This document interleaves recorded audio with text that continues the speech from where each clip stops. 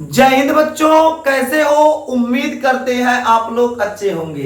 प्यारे बच्चों, आज का क्लास लेकर फिर आप सबके बीच उपस्थित हो गए हैं। आज के क्लास में मेरे देश के नौजवान पढ़ने वाले हैं अनुवांशिकी की शब्दावली। इससे पहले आपका इंट्रोडक्शन यानी परिचय का क्लास हो चुका है। यदि मेरे देश के अच्छे बच्चे आप लोगों ने परिचय का क्लास नहीं देखा है तो जल्दी जाइए आप लोग, और आपको प्लेलिस्ट में, चैनल के प्लेलिस्ट में परिचय का क्लास मिल जाएगा। वहां से आप लोग परिचय का क्लास देख लीजिए, फिर इस क्लास को देखिए तो आपको एक क्लास बेहतर समझ में आएगा। अब आज के क्लास में तो हम लोगों को अध्ययन करना है अनुवांशिकी की शब्दावली। सर, ये शब्दावली क्या है? यानी अनुवांशिकी से जुड़ी हुई कुछ महत्वपूर्ण जानकारी, अनुवांशिकी से जुड़ी हुई कुछ महत्वपूर्ण बातें आज के क्लास में साझा करेंगे। क्लास के अंत तक बने रहिएगा। यदि आप क्लास के अंत तक बने रहते हैं तो मेरे देश के नौजवान अनुवांशिकी की शब्दावली, अनुवांशिकी का जो बेसिक जानकारी होता है वो आज आपका क्लियर हो जाएगा। जब ये चैप्टर के हम लोग मझधार में जाएंगे, मध्य में जाएंगे, बीच में जाएंगे मेरे देश के नौजवान, तो आपको किसी प्रकार की कोई समस्या नहीं आएगी।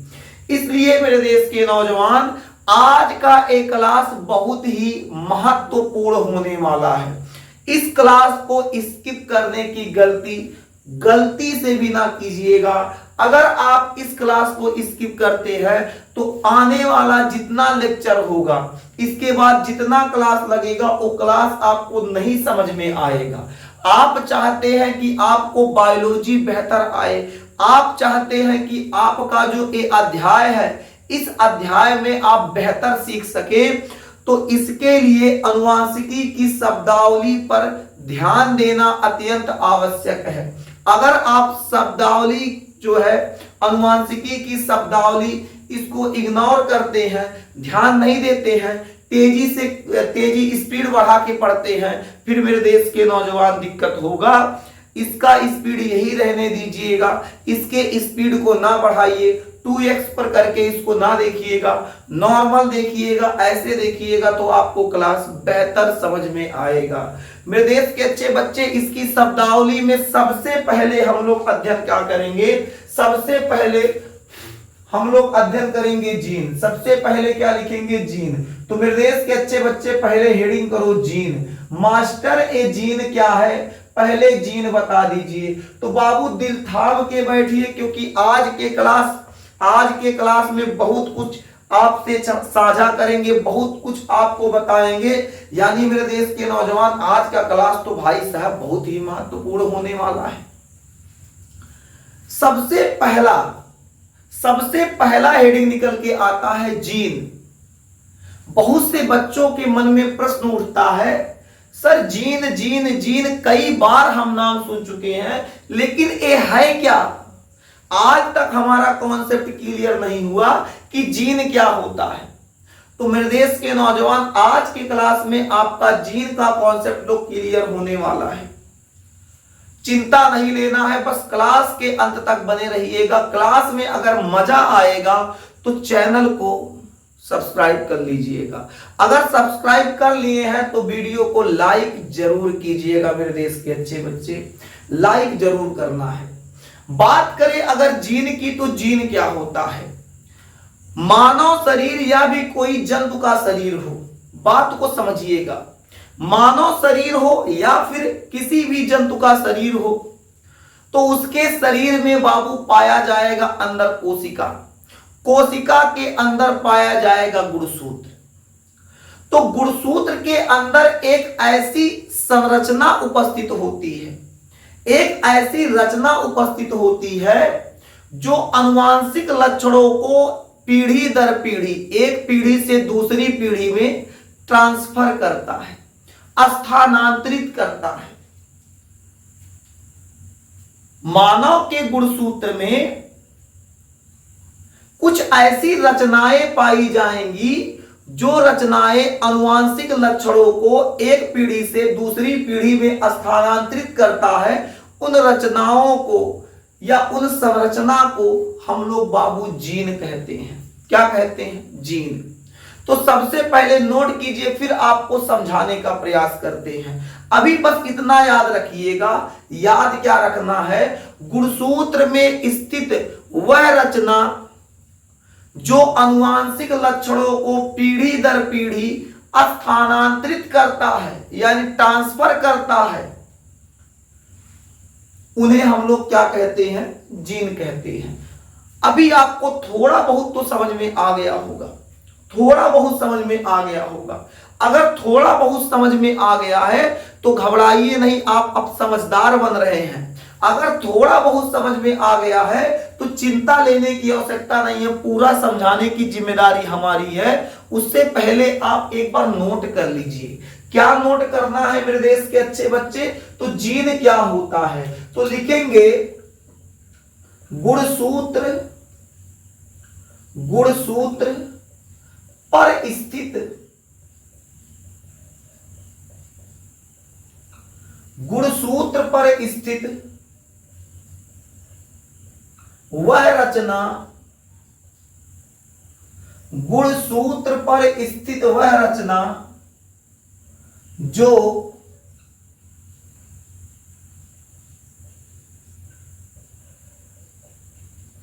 गुणसूत्र पर स्थित वह रचना जो आनुवांशिक लक्षणों को, जो आनुवांशिक लक्षणों को पीढ़ी दर पीढ़ी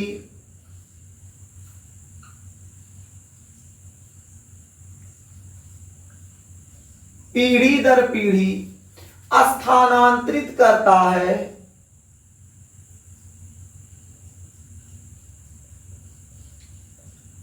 पीढ़ी दर पीढ़ी स्थानांतरित करता है,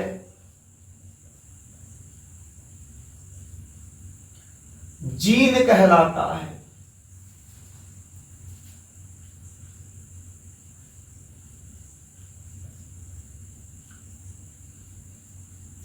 क्या कहलाता है? जीन कहलाता है। अब इसका मतलब क्या है? जैसे भाई साहब ए है गुणसूत्र, या एक मिनट, ए कोई गुणसूत्र कहां बना दे? यहां बनाते हैं।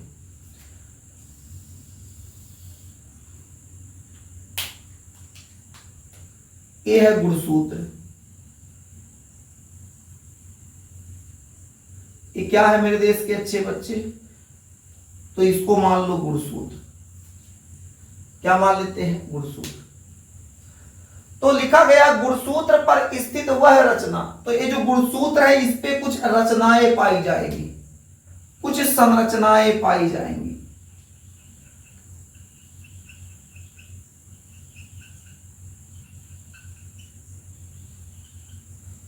तो गुणसूत्र क्या लिखा है? गुणसूत्र पर स्थित वह रचना, ये है गुणसूत्र, गुणसूत्र पर स्थित वह रचना। देखिए गुणसूत्र पर एक रचना बना हुआ, एक स्ट्रक्चर, एक संरचना बना हुआ है जो आनुवांशिक लक्षणों को पीढ़ी दर पीढ़ी ट्रांसफर करता है, स्थानांतरित करता है। ये जो संरचना है इसके अंदर का जो आनुवांशिक लक्षण होगा एक पीढ़ी से दूसरी पीढ़ी में ट्रांसफर करेगा। ये जो रचना बनाया गया है, ये रचनाएं इस गुणसूत्र के अंदर जो लक्षण होगा, जो आनुवांशिक लक्षण होगा, एक पीढ़ी से दूसरी पीढ़ी में ट्रांसफर करेगा, यानी बाप वाली पीढ़ी में से लड़का वाले पीढ़ी में ट्रांसफर करेगा। ध्यान से समझिएगा, बाप का जो गुणसूत्र होगा, बाप के गुणसूत्र में कुछ ऐसी संरचनाएं उपस्थित होंगी जो पिता के गुणसूत्र से आनुवांशिक लक्षणों को उसके बच्चे में ट्रांसफर करेगा, स्थानांतरित करेगा।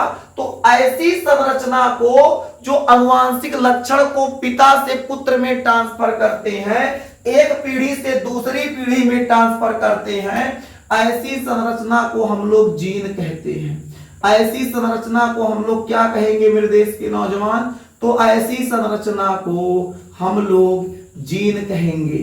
अब बताओ मेरे देश के नौजवान, जो मन में कसक था, जो मन में संशय था, वो स्पष्ट हुआ कि नहीं। जो मन में समस्या था, जो आपको नहीं समझ में आ रहा था, अब बताओ मेरे देश के नौजवान, वो समझ में आया कि नहीं? समझ में आ गया। तो क्या बताया गया? गुणसूत्र पर स्थित वह रचना, एक गुणसूत्र है, गुणसूत्र पर स्थित वह रचना जो आनुवांशिक लक्षणों को एक पीढ़ी से दूसरी पीढ़ी में स्थानांतरित करता है, जीन कहलाता है। तो यही बाबू जो संरचना बनाया गया है, ये संरचना एक पीढ़ी से दूसरी पीढ़ी में स्थानांतरित करेगा। बाबा से पापम आया, पापा से आप में जाएगा, आप से आपके लड़का में जाएगा। तो यही जो ट्रांसफर करता है उसी को हम लोग क्या कहते हैं? जीन कहते हैं। क्या कहते हैं? जीन कहते हैं। अब एक पॉइंट याद रखिएगा मेरे देश के अच्छे बच्चे, पॉइंट क्या याद रखना है? ये जो जीन है, जीन शब्द का प्रयोग सबसे पहले, जीन शब्द का प्रयोग सबसे पहले जॉनसन ने किया था। जीन शब्द का प्रयोग सबसे पहले कौन किया था? तो जीन शब्द का प्रयोग, जीन शब्द का प्रयोग, जीन शब्द का प्रयोग, जीन शब्द का प्रयोग जॉनसन ने किया था। प्रयोग सबसे पहले, लिख दे पूरा, सबसे पहले जीन शब्द का प्रयोग सबसे पहले कौन किए थे बाबू? जॉनसन। जीन शब्द का प्रयोग सबसे पहले जॉनसन ने किया था। जीन शब्द का प्रयोग सबसे पहले जॉनसन ने किया था। किसने किया था? तो जॉनसन ने किया था। जीन शब्द का प्रयोग सबसे पहले जॉनसन ने किया था। इतना बात समझ में आ गया क्या? बोलिए मेरे देश के नौजवान, क्या इतना बात समझ में आ गया? तो क्या बताया गया? ये जो जीन है, जीन शब्द का प्रयोग सबसे पहले किसने किया?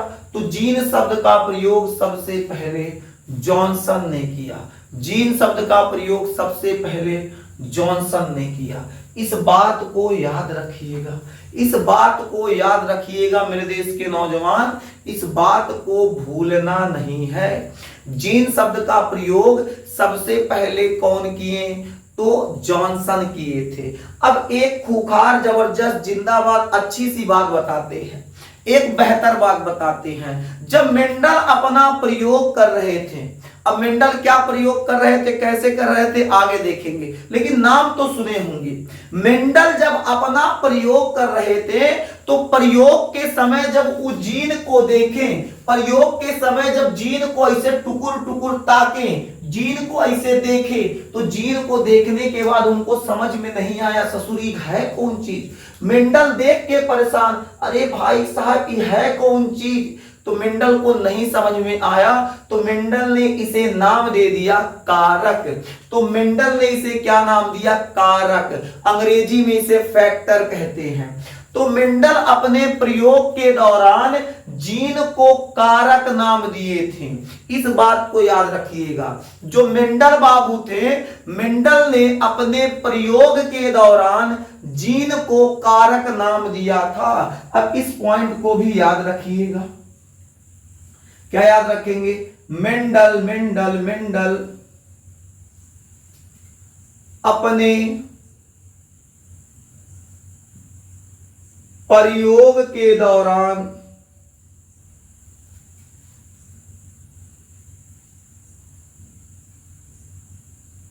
मेंडल अपने प्रयोग के दौरान जीन को क्या कहा? कारक यानी फैक्टर, फैक्टर कहें, कारक शब्द से पुकारे, फैक्टर कहा। तो मेंडल अपने प्रयोग के दौरान जीन को क्या कहें? मेंडल अपने प्रयोग के दौरान जीन को इन्होंने कारक कहा। जीन को इन्होंने क्या कहा? तो जीन को इन्होंने कारक कहा। इस बात को याद रखिएगा। क्या याद रखना है? तो 2 पॉइंट यहां से निकल के आ गया। जीन शब्द का प्रयोग सबसे पहले कौन किया? तो जॉनसन किए। मेंडल अपने प्रयोग के दौरान जीन को क्या नाम दिए? तो कारक नाम दिए। ठीक है ना, इतना बात याद रखिएगा। अब आप लोग हेडिंग कर लीजिए, अब आप लोग हेडिंग कीजिए युग्म विकल्पी।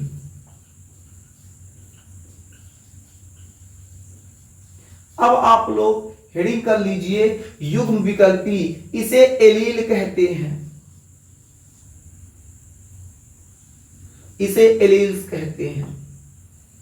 अब एक एलील्स क्या होता है इसे समझते हैं।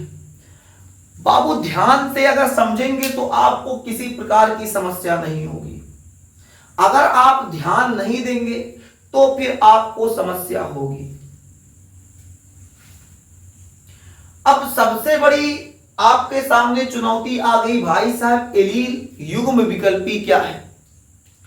सबसे बड़ी समस्या क्या आ गई? युग्म विकल्पी क्या है? तो चलो सबसे पहले युग्म विकल्पी को बाबू नोट करा देते हैं, फिर समझाते हैं। तो नोट कर लीजिए कि पहले समझा दे, चलो पहले नोट ही करा देते हैं। नोट कर लो तो क्या हो जाएगा, जीन्स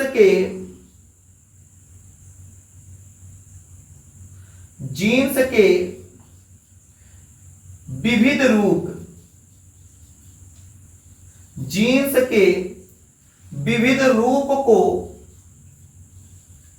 जीन्स के विविध रूप को एलील कहते हैं, जीन्स के विविध रूप को एलील कहते हैं।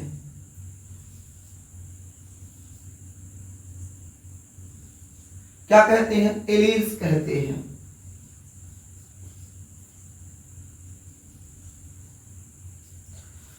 जीन्स के विविध रूप को एलील्स कहते हैं।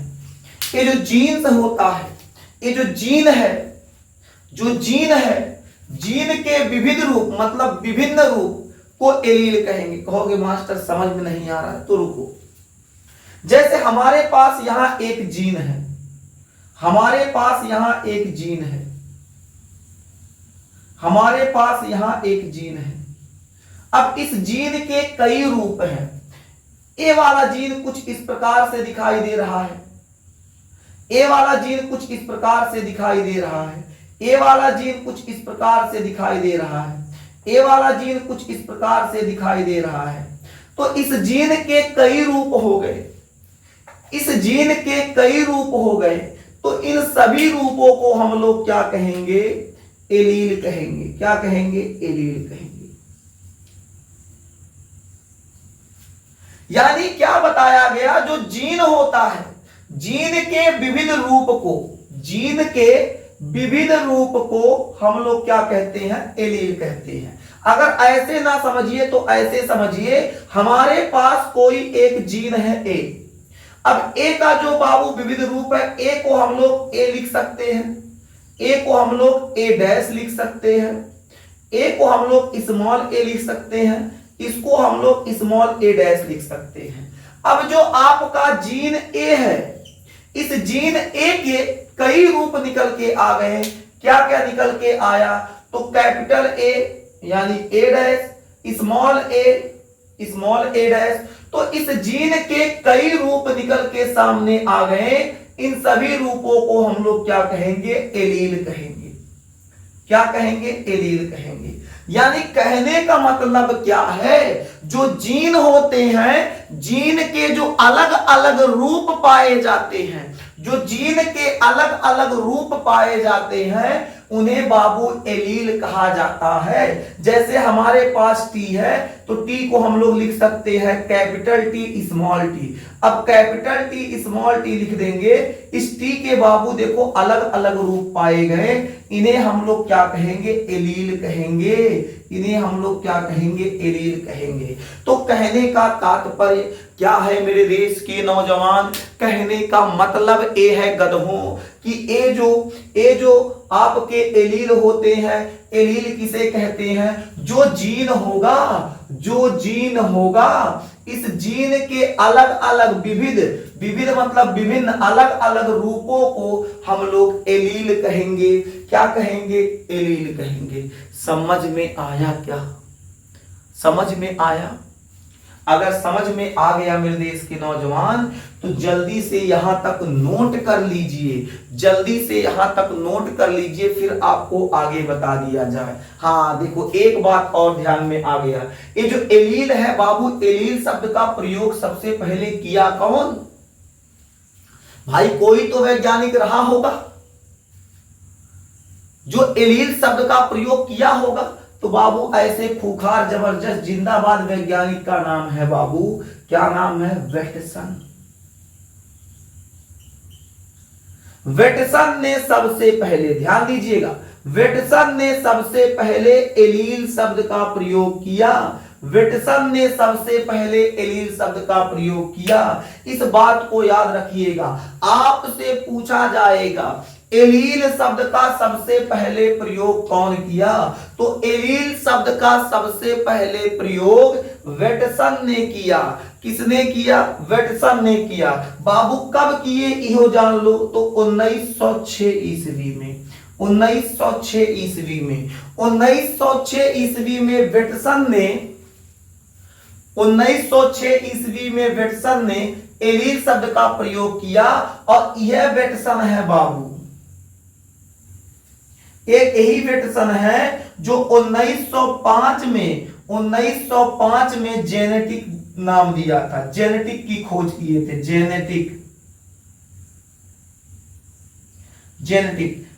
को हम लोग क्या कहते हैं? अनुवांशिकी।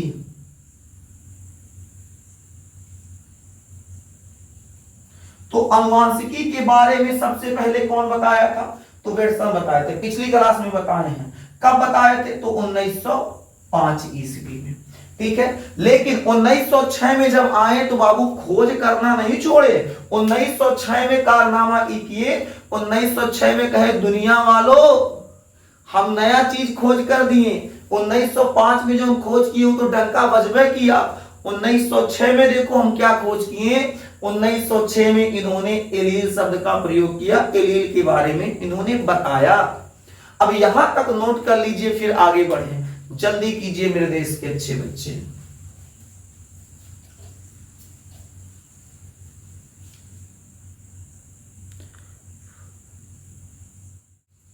अब हम लोग पढ़ेंगे genotype phenotype. Genotype phenotype, genotype को हम लोग कहते हैं जीन प्रारूप और फिनोटाइप को कहते हैं लक्षण प्रारूप। तो सबसे पहले मुस्कुराते हुए हेडिंग कर लीजिए जीन प्रारूप। जीन प्रारूप को हम लोग जीनोटाइप कहते हैं, जीनोटाइप कहते हैं। सबसे पहले समझते हैं जीनोटाइप क्या होता है। किसी भी जीव के अनुवांशिक संगठन को, बस एक शब्द याद रखिए, अनुवांशिक, इसके बाद एक शब्द और संगठन, बस इतना याद रखिएगा। अनुवांशिक संगठन यानी किसी भी जीव के अनुवांशिक संगठन को, किसी भी जीव के अनुवांशिक संगठन को जीनोटाइप या जीन प्रारूप कहते हैं। बस क्या याद रखना है? अनुवांशिक संगठन, अनुवांशिक संगठन। तो क्या निकल के आ जाएगा परिभाषा? किसी भी जीव के, किसी भी जीव के, किसी भी जीव के, किसी भी जीव के, किसी भी जीव के अनुवांशिक, किसी भी जीव के अनुवांशिक संगठन, किसी भी जीव के अनुवांशिक संगठन को, किसी भी जीव के अनुवांशिक संगठन को जीनोटाइप कहते हैं।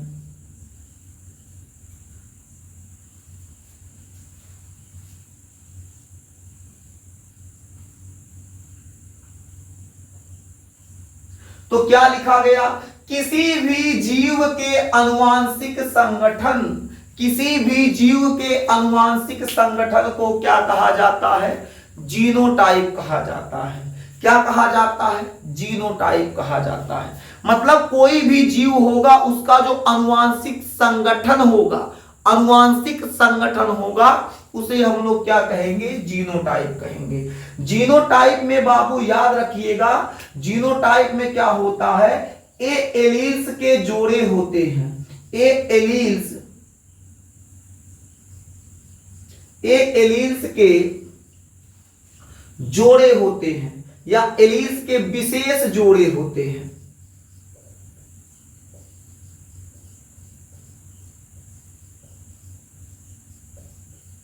ए एलील्स के विशेष जोड़े होते हैं। अब कहेंगे एग्जाम्पल के रूप में, तो विशेष जोड़ों में बाबू एग्जाम्पल के रूप में याद रख लीजिएगा, एग्जाम्पल के रूप में याद रखिएगा, जैसे कैपिटल टीटी, एक एलील, दोनों एलील को हम लोग जोड़ दिए तो एक जोड़ा बन गया। अब ये जोड़ा बाबू आपका जीनोटाइप कहलाएगा। यानी जो एलील्स होते हैं, जो एलील होंगे, एलील के जोड़ों को, जैसे हम भाई अभी बात करें, एक एलील ए है, एक एलील ए है, दोनों एलील को एक साथ रख दिए तो इनका एक जोड़ा बन गया। ये जो जोड़ा होगा, एक एलील एक एलील, एक एलील एक एलील, तो एलील का जो जोड़ा होगा, इस जोड़े को हम लोग बाबू जीनोटाइप कहेंगे। क्या लिखवाएं, ए एलील के विशेष जोड़े होते हैं। तो एक एलील ए है, तो दोनों को मिला दिए तो एक जोड़ा बन गया, तो कैपिटल टीटी जीन प्रारूप हो जाएगा। उसी प्रकार स्मॉल टीटी भी क्या हो जाएगा, जीन प्रारूप होगा। ए भी एलील्स के जोड़े हो जाएंगे। कैपिटल टी स्मॉल टी भी क्या हो जाएगा, एलील्स के जोड़े। जैसे हम मान लेते हैं हमारे पास एक एलील कैपिटल है, दूसरा भी कैपिटल है, तो हमारा एक जोड़ा बन गया, तो ये आपके जीन प्रारूप हो जाएंगे, जीनोटाइप हो जाएंगे। स्मॉल टी हमारे पास दो जीन है, दो एलील है, इनको जोड़ दिए तो ये जीनोटाइप हो गया। कैपिटल टी यहां से ले, स्मॉल टी लेके इनका एक जोड़ा बना दिए तो ये भी जीनोटाइप हो जाएगा।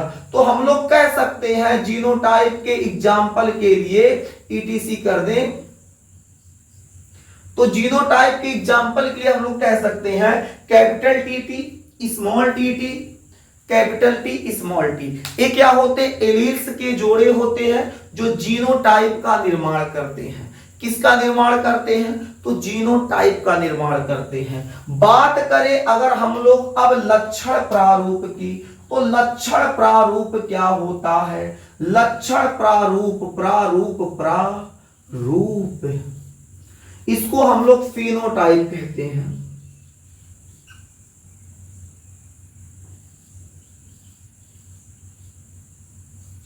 इसको हम लोग क्या कहते हैं, फिनोटाइप कहते हैं। जीनोटाइप, फिनोटाइप, जीन प्रारूप और लक्षण प्रारूप, जीन प्रारूप और लक्षण प्रारूप। जीन प्रारूप क्या होता है और लक्षण प्रारूप क्या होता है, इसको समझते हैं। जीन प्रारूप क्या होता है, लक्षण प्रारूप क्या होता है, इसको समझते हैं। मेरे देश के नौजवान, जीन प्रारूप लक्षण प्रारूप में क्या है, इसको थोड़ा सा देख लीजिए। जीन प्रारूप क्या है, लक्षण प्रारूप क्या है, इसको देख लीजिए। तो मेरे देश के अच्छे बच्चे, जीन प्रारूप में क्या हो जाएगा, जीन प्रारूप में क्या हो जाएगा, तो जीन प्रारूप आपका है किसी जीव के आनुवांशिक संगठन को जीन प्रारूप कहते हैं। लेकिन लक्षण प्रारूप में, तो लक्षण प्रारूप में भी कुछ याद रखिएगा, लक्षण एवं व्यवहार, लक्षण एवं व्यवहार, बस इतना याद रखिएगा, लक्षण एवं व्यवहार। अब यही से बना लीजिए पूरा लाइन। तो कैसे बनाएंगे, तो हम लोग यहां से लिखेंगे, यह किसी जीव के लक्षण एवं व्यवहार को प्रदर्शित करता है। तो क्या लिखेंगे, लिखेंगे जो लक्षण प्रारूप होता है वो क्या होता है, तो यह किसी जीव के, यह किसी जीव के, यह किसी जीव के, यह किसी जीव के, यह किसी जीव के, यह किसी जीव के लक्षण तथा व्यवहार को प्रदर्शित करता है, लक्षण तथा व्यवहार को प्रदर्शित, लक्षण तथा व्यवहार को प्रदर्शित करता है।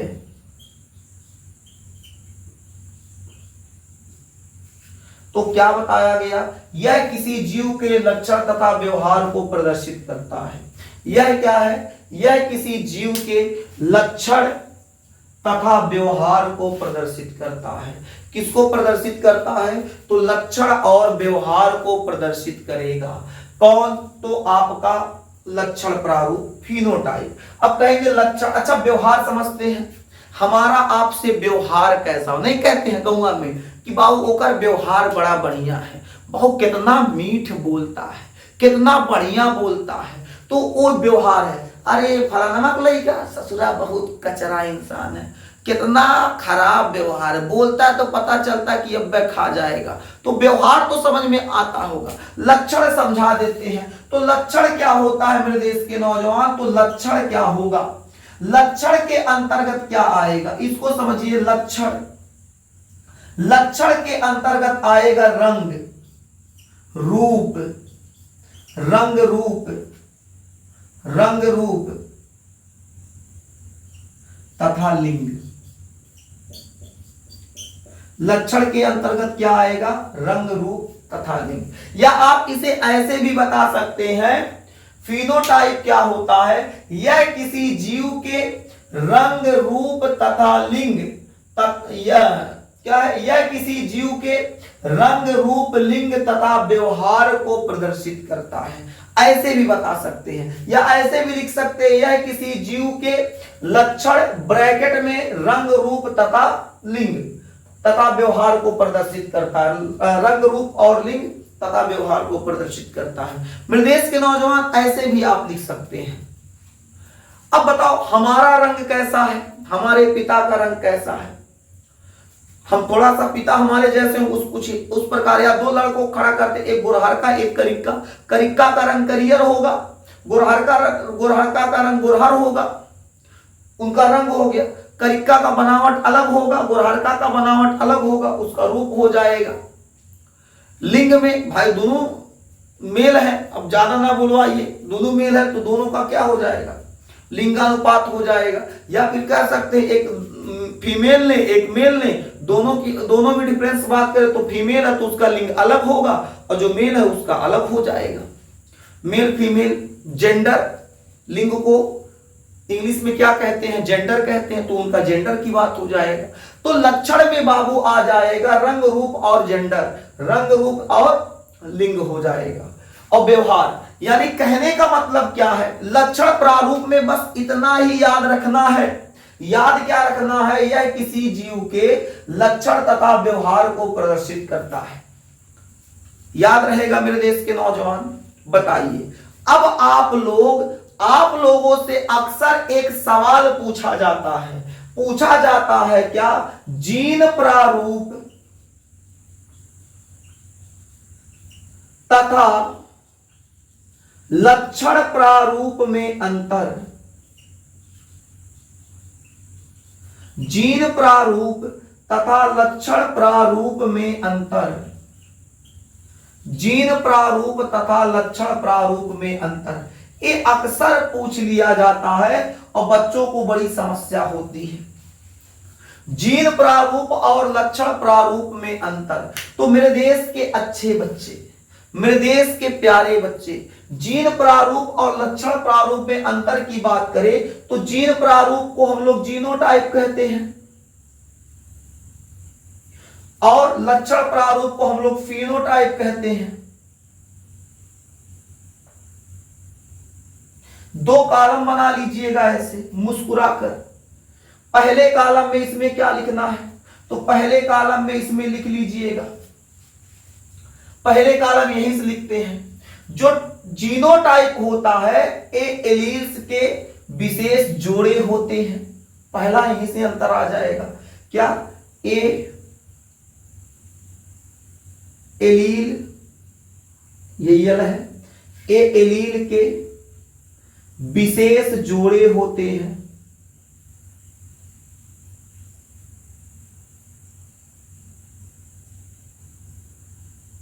तो इसमें पहला पॉइंट क्या आएगा, ए एलील्स के विशेष जोड़े नहीं होते हैं। समझ जाएंगे, इसमें क्या हो जाएगा, ए एलील के विशेष जोड़े नहीं होते हैं। दूसरे अंतर की बात करें तो दूसरा अंतर क्या निकल के आएगा मेरे देश के अच्छे बच्चे? दूसरे अंतर की बात करें तो दूसरा अंतर क्या निकल के आएगा? दूसरा अंतर ए निकल के आएगा। दूसरा अंतर ए निकल के आएगा, जीनोटाइप होता है वो दिखाई नहीं देता है। जीनोटाइप जो होगा अंदर होगा वो दिखाई नहीं देगा। तो लिख सकते हैं क्या? ए दिखाई नहीं देते हैं, ए दिखाई नहीं देते हैं।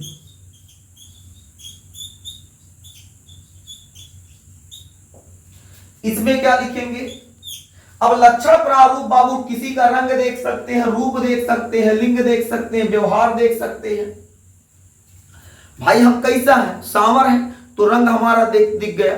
आप हमसे आमने सामने होते तो हमारा व्यवहार आपको दिख जाता है, तो हमारा लक्षण दिख गया, हमारा व्यवहार दिख गया। तो मेरे देश के नौजवान ये जो जीनोटाइप होते हैं ये नहीं दिखाई देते, लेकिन मेरे देश के नौजवान ये जो फिनोटाइप होता है ये दिखाई देते हैं, या इन्हें देख सकते हैं, इन्हें नहीं देख सकते, या लिख दे क्या? ए दिखाई देते हैं।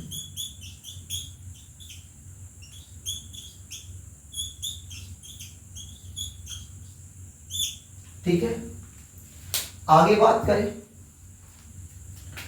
तीसरा अंतर बात करें, तीसरे अंतर की।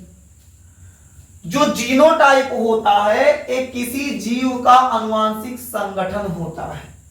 जो जीनोटाइप होता है किसी जीव का आनुवांशिक संगठन होता है। तो लिखेंगे क्या? ए किसी जीव के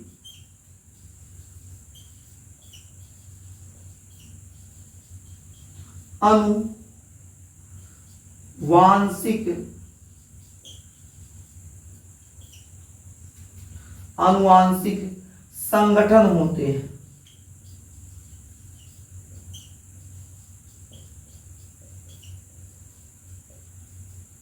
यहां बात करें तो ये क्या होता है?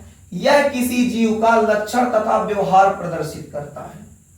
तो क्या लिखेंगे? यह किसी जीव का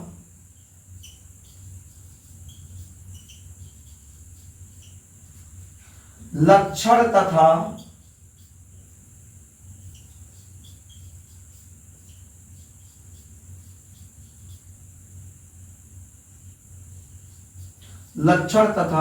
व्यवहार प्रदर्शित करता है।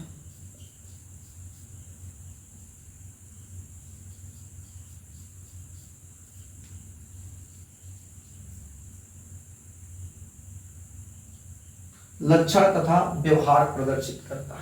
एक बार चेक कर ले क्या कट रहा है क्या मेरे देश के अच्छे बच्चे? एक बार चेक करिए, नहीं कट रहा है तो बाबू एक पॉइंट और नीचे नोट कर देते हैं। जब नहीं कट रहा है तो एक पॉइंट और, एक पॉइंट और क्या हो जाएगा? आइए लिख देते हैं यहां चौथा पॉइंट। चौथा पॉइंट क्या होगा? जो जीनोटाइप होगा उनकी संरचना बाबू समान होगी। जो जीनोटाइप होगा याद करिएगा, इनकी संरचना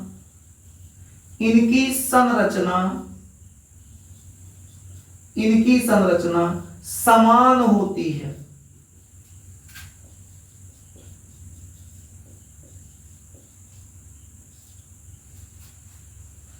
इसमें क्या करेंगे? इनकी जो संरचना फिनोटाइप जो होता है इनकी संरचना बाबू समान हो सकती है और भिन्न भी। तो क्या लिखेंगे? इनकी संरचना समान हो सकती है, और भिन्न भी।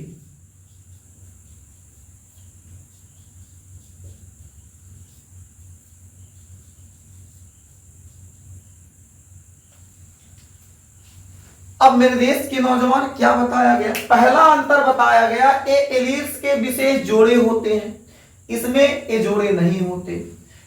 ए दिखाई नहीं देते हैं, ए दिखाई देते हैं। ए किसी जीव के आनुवांशिक संगठन होते हैं, या ऐसे भी लिख सकते हैं यह किसी जीव के आनुवांशिक संगठन को प्रदर्शित करता है। यह किसी जीव के लक्षण और व्यवहार को प्रदर्शित करता है। इनकी जो स्ट्रक्चर या बनावट या संरचना जो होगी वो क्या होता है, समान होता है। इनकी स्ट्रक्चर बनावट संरचना समान भी हो सकता है और भिन्न भी हो सकता है। यहां तक मेरे देश के अच्छे बच्चे नोट कर लो, यहां तक मेरे देश के नौजवान नोट करो, फिर आपको आगे पढ़ा दिया जाए। यहां तक नोट कीजिए।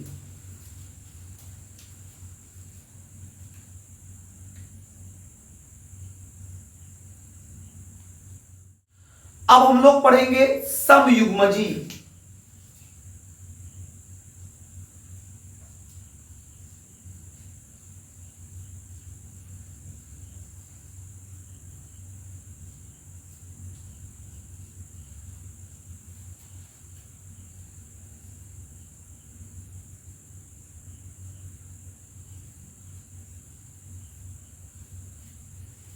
होमोजाइगस।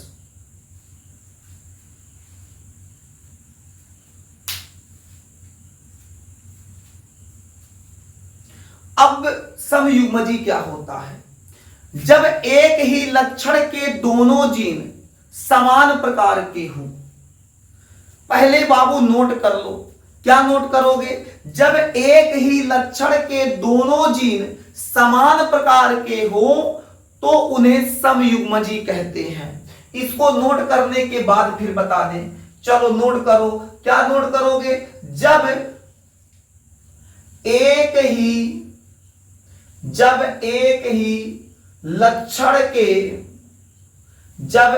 ही लक्षण के दोनों जीन, जब एक ही लक्षण के दोनों जीन समान प्रकार के हों,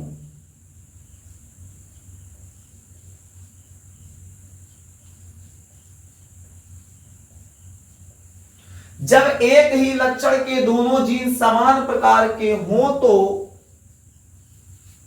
उन्हें समयुग्मजी कहते हैं।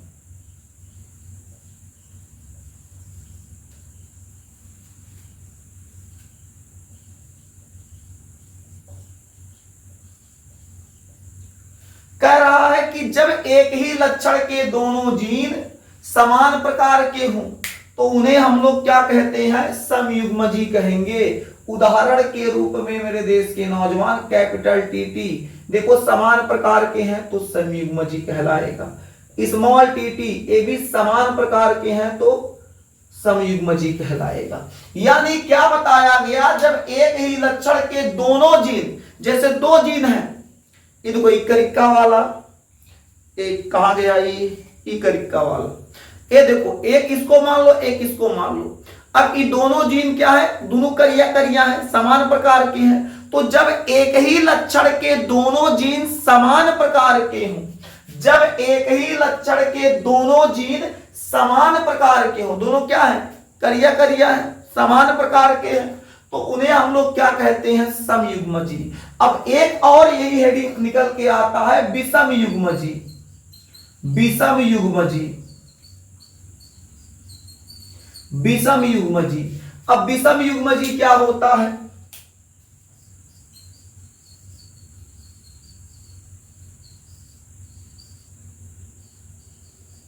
विषमयुग्मजी क्या होता है, जब अभी बताया गया जब एक ही लक्षण के दोनों जीन क्या है, समान प्रकार के, तो समयुग्मजी। लेकिन मेरे देश के नौजवान जब एक ही लक्षण के दोनों जीन असमान हो, असमान प्रकार के, एक तरीका एक हरियर का बदल गया, असमान है, दोनों समान नहीं है, तो जब एक ही लक्षण के दोनों जीन असमान होंगे, असमान प्रकार के होंगे, यानी समान प्रकार के नहीं होंगे, तो उन्हें हम लोग विषमयुग्मजी कहेंगे।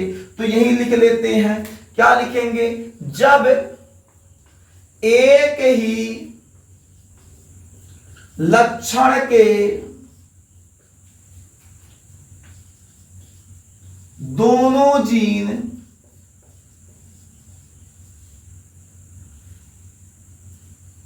असमान प्रकार के हों, असमान प्रकार के हों, असमान प्रकार के हों तो उन्हें विषम युग्मजी हो तो उन्हें विषम युग्मजी कहते हैं। एग्जाम्पल के लिए क्या हो जाएगा, तो एग्जाम्पल के तौर पे मेरे देश के नौजवान हो जाएगा कैपिटल टी स्मॉल टी। ये दोनों देखो समान प्रकार के नहीं हैं, असमान प्रकार के हैं, तो इन्हें हम लोग विषम युग्मजी कहेंगे। अब अगली हेडिंग हो जाएगी बाबू जीन बिंदु।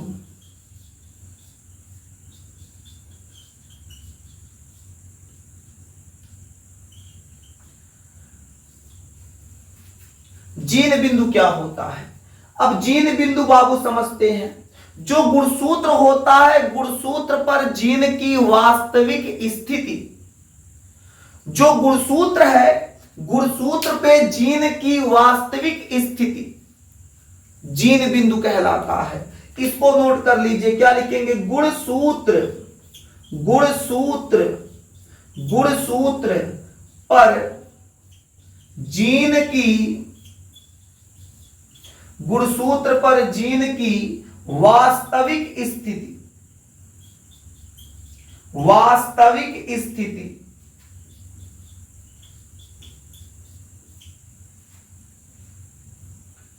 क्या कहलाता है? जीन बिंदु कहलाता है।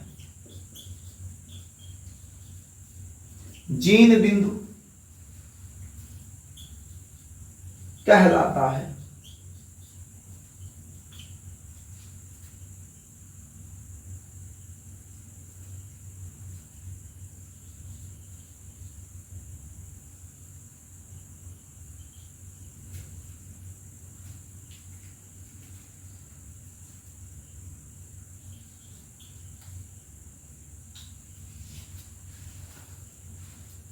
तो क्या बताया गया? गुणसूत्र पर जीन की वास्तविक स्थिति जीन बिंदु कहलाता है।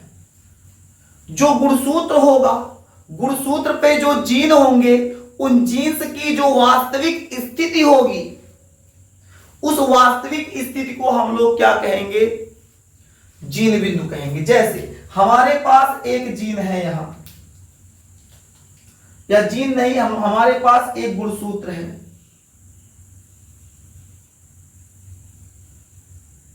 चलो हमारे पास एक क्या है? एक गुणसूत्र है।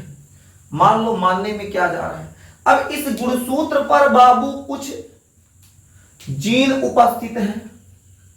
ये क्या है? जीन है। ये क्या है? जीन है। इन गुणसूत्र पर कुछ जीन उपस्थित है।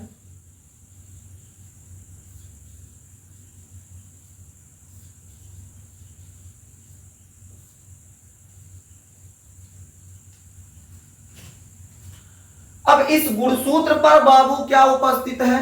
जीन उपस्थित है। इस गुणसूत्र पर जीन उपस्थित है।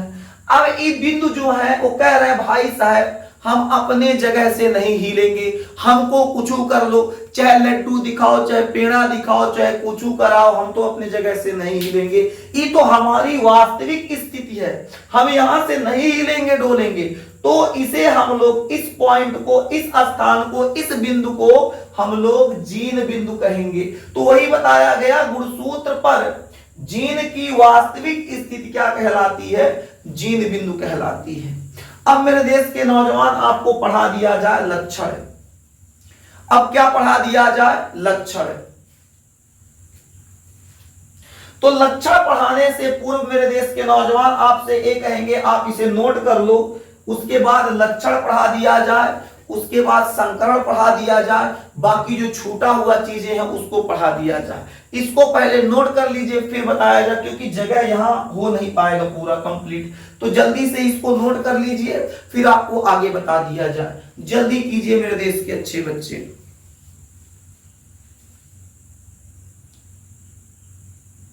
अब हम लोग समझेंगे लक्षण। लक्षण क्या होता है? कैरेक्टर क्या होता है? लक्षण, लक्षण क्या होता है? लक्षण क्या होता है? तो बाबू देखो, कोई जीव है, किसी जीव के आकार की संबंधी विशेषताओं को, बस इतना याद रखिएगा, आकार की संबंधी विशेषताओं या आकार की संबंधी विशेषता, बस यही याद रखिएगा, बात बन जाएगा। क्या याद रखना है? आकार की संबंधी विशेषता। तो यहां से निकल के ए आ गया कि किसी जीव के आकार की संबंधी विशेषताओं को लक्षण कहते हैं। जैसे हम हैं तो हमारा लक्षण क्या होगा? तो हमारे अंदर की जो आकार की संबंधी विशेषताएं होंगी उन्हीं को हम लोग क्या कहेंगे? लक्षण कहेंगे। तो लिखेंगे क्या? किसी जीव के आकार की, किसी जीव के आकार की संबंधी, किसी जीव के आकार की संबंधी विशेषताओं, आकार की संबंधी विशेषताओं, आकार की संबंधी विशेषताओं को, आकार की संबंधी विशेषताओं को लक्षण कहते हैं। लक्षण कहते हैं, लक्षण कहते हैं। किसी जीव के आकार की संबंधी विशेषताओं को लक्षण कहते हैं। किसी जीव के आकार की संबंधी विशेषताओं को लक्षण कहते हैं। याद हो गया?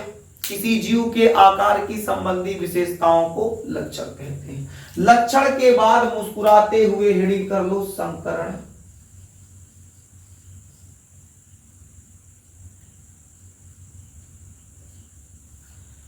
अब संकरण क्या होता है? कोई दो जीव हैं, उन दोनों जीवों के युग्मनजों या युग्मकों या युग्मनजों लिखिएगा, युग्मनज समझिए। कोई जीव है, कोई दो जीव हैं, इन दोनों जीवों के युग्मनजों के मध्य जो संबंध स्थापित होगा, जो संबंध बनेगा, उसी को हम लोग क्या कहेंगे? संकरण कहेंगे। क्या कहेंगे? संकरण। यानी हम लोग क्या कह सकते हैं?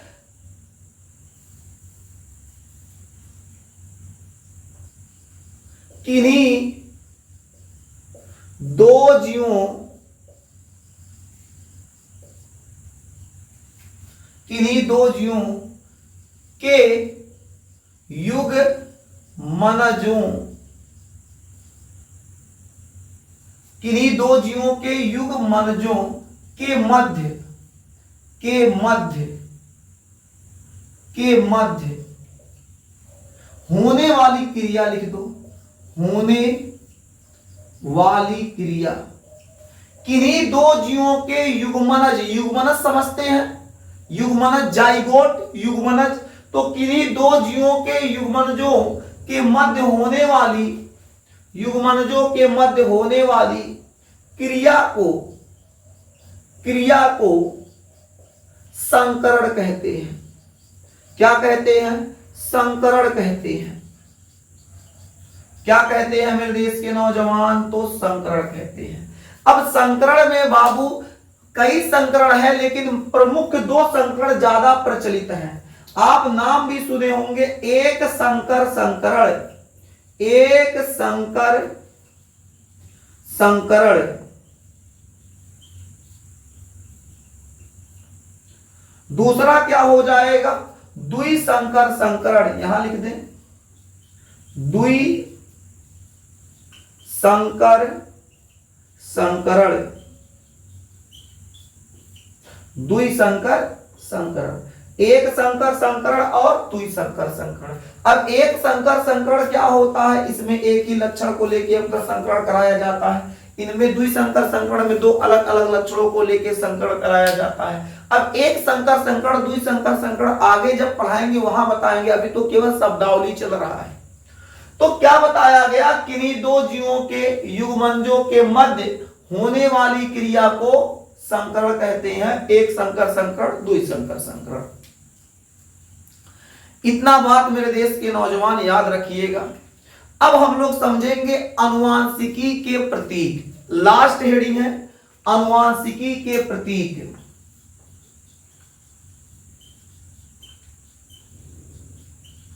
अनुवांशिकी के प्रतीक, अनुवांशिकी के प्रतीक।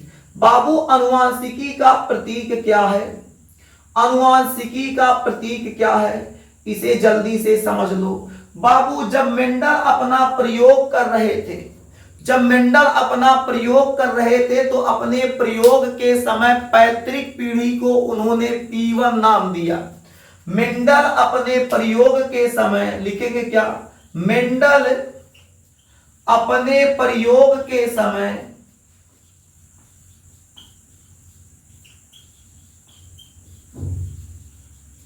मेंडल अपने प्रयोग के समय पैतृक पीढ़ी,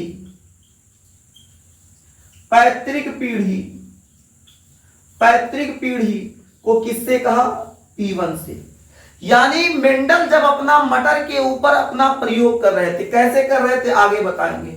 मेंडल जब प्रयोग कर रहे थे तो प्रयोग के दौरान जो पैतृक पीढ़ी था, अब पैतृक पीढ़ी क्या होता अभी बताते हैं। जैसे हम हैं, हमारे पिताजी, हमारे पिताजी के पिताजी, तो हमारे पिताजी के पिताजी क्या है? पैतृक पीढ़ी है, पूर्वज है। क्या है? पूर्वज है। अब हम अपने बाबा के अलावा आगे भाई साहब आजा बाबा को देखबे नहीं किए तो क्या बताएं। तो कहने का मतलब क्या है, पैतृक पीढ़ी को मेंडल ने क्या कहा? P1 कहा। उसके बाद जो प्रथम पीढ़ी था, जो प्रथम पीढ़ी था, जो प्रथम पीढ़ी था, प्रथम पीढ़ी को मेंडल ने F1 कहा। इसके अलावा द्वितीय पीढ़ी को, द्वितीय पीढ़ी को, द्वितीय पीढ़ी को इन्होंने F2 कहा। इसके अलावा, इसके अलावा बाबू जो तीसरी पीढ़ी आई इसे इन्होंने F3 कहा और इसी क्रम में आगे बढ़ते गए। यानी हम अगर बात करें पैतृक पीढ़ी की तो जैसे मान लो हमारे आजा बाबा या हमारे बाबा, मान लो हमारे बाबा हो जाएंगे पैतृक पीढ़ी P1, हमारे पिताजी हो जाएंगे F1, हम हो जाएंगे F2, हमारा लड़का जब होगा उसको कहेंगे F3। क्या कहेंगे? F3। तो कहने का मतलब बाबू यही है, अनुवांशिकी के प्रतीक क्या है? P1 F1 F2 F3, P1 F1 F2 F3। जो आपके पैतृक पीढ़ी होगी, जो पूर्वज की पीढ़ी होगी उसको हम लोग क्या कहेंगे? P1। प्रथम पीढ़ी को हम लोग F1, द्वितीय पीढ़ी को F2 और तृतीय पीढ़ी को F3। इसके बारे में कौन बताए? तो मेंडल बताए। कब बताए? जब अपना प्रयोग कर रहे थे, अपने प्रयोग के समय उन्होंने इस बात को रखा। तो मेरे देश के नौजवान उम्मीद करते हैं आप यहां तक अच्छे से समझ गए होंगे। अगर यहां तक समझ गए तो बाबू वीडियो को बनाने में, इस क्लास को पढ़ाने में काफी मेहनत लगता है। अभी रात के बाबू कितना बजा है? रात के बाबू अभी 11:20 हो रहा है। अभी 11:20 पे बाबू सब सो चुके हैं, घर के सब सदस्य सो चुके हैं। हम अकेले बैठ के वीडियो खेल रहे हैं, हाँ क्लास खेल रहे हैं। तो मेरे देश के नौजवान इतने मेहनत पर तो एक लाइक बनता है और अपने मित्रों को कहिए हमारे चैनल से जुड़े। मेहनत से पढ़ाते हैं तो बाबू आप भी थोड़ा सा सहयोग दीजिए, आप भी अपने अध्यापक का सहयोग कीजिए ताकि हम लोग एक बेहतर ऑनलाइन प्लेटफॉर्म तैयार कर सके। मेरे देश के नौजवान आज के लिए बस इतना ही, फिर मिलेंगे आपसे अगले क्लास में। तब तक के लिए जय हिंद, स्वस्थ रहिए, मस्त रहिए, फिर मिलते हैं।